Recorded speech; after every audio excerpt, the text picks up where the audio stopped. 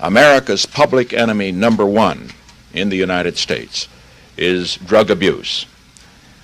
In order to fight and defeat this enemy, it is necessary to wage a new all-out offensive. I have asked the Congress to provide the legislative authority and the funds to fuel this kind of an offensive. This will be a worldwide offensive dealing with the problems of sources of supply as well as Americans who may be stationed abroad wherever they are in the world.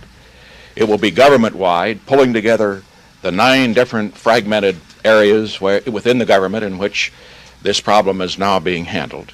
And it will be nationwide in terms of a new educational program that we trust will result from the discussions that we have had. Fundamentally, it is essential for the American people to be alerted to this danger, to recognize that it is a danger that will not pass with the passing of the war in Vietnam, which has brought to our attention the fact that a number of young Americans have become addicts as they serve abroad, whether in Vietnam or Europe or other places. Because the problem existed before we became involved in Vietnam, it will continue to exist afterwards, and that is why this offensive deals with the problem there in Europe, but will then go on to deal with the problem throughout America.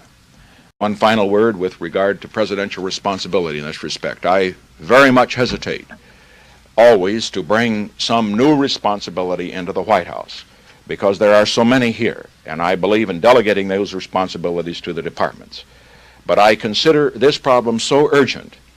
I also found that it was scattered so much throughout the government with so much conflict without coordination that it had to be brought into the White House, and consequently I have brought Dr. Jaffe into the White House directly reporting to me so that we have not only the responsibility but the authority to see that we wage this offensive effectively and in a coordinated way.